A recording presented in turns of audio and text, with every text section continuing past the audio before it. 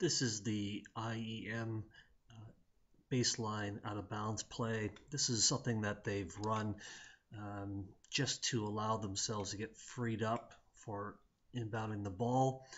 What you're going to notice here is two things. One, the way that they use the box formation for the inbounding play.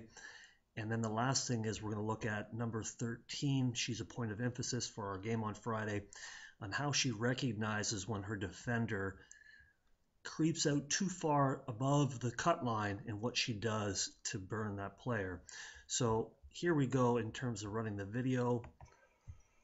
What you're going to see is they do a simple up screen and then this person is cutting across. So the two low blocks are the ones that are creating the action here. On the ball side, they're providing an up screen, and then on the opposite block side, they're cutting out. And they're simply doing this just to allow the ball to get inbounded as we move forward in the video. They go back to regular spacing on the floor in a 4-out, 1-in formation. And here what they do is they overload the side on away from the ball, allowing a two-player game here. And this looks to be a screen and roll action. It's not a very good screen. The player picks up their dribble. There's great ball pressure here by Emma. But while we were watching all this, we didn't notice what was going on behind here. So all of a sudden somebody cut to the basket, and here it is, number 13 again. Let's back this up and watch again. So if we watch number 13, here's Victoria playing defense. She cuts above the three-point line. Oh, back cut and easy layup opportunity. So one of the things we got to be mindful of anytime that there's a play going on, we have to be always ball check, know exactly where our checks are, no matter what's going on. So in this situation, we got to be careful of when there's a two-player game going on over here, the help side defenders have to stay home and don't be too aggressive in going out above the cut line unless your player is one pass away and or an immediate threat to score the basket. So you can see here, here's the ball.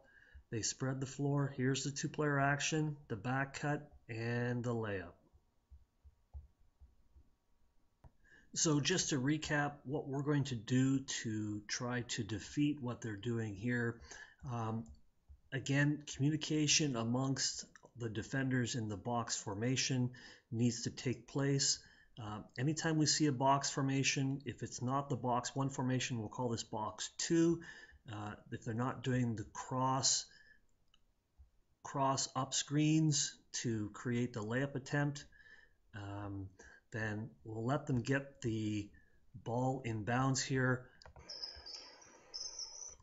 So you can see here, once the ball gets in bounds, we're in good shape. But this is where we got to do a better job of communicating. We've both Maria and Emma above the three-point line, so we've got to be careful here. Rose doing a great job here playing Halo. We have Rachel Dinger here playing on the help line, which is a great spot.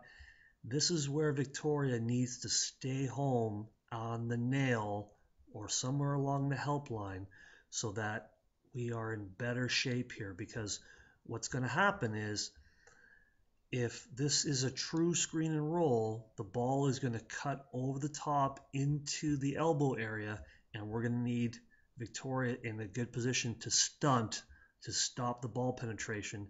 And if there's a kick out to number 13, she's got to be able to recover.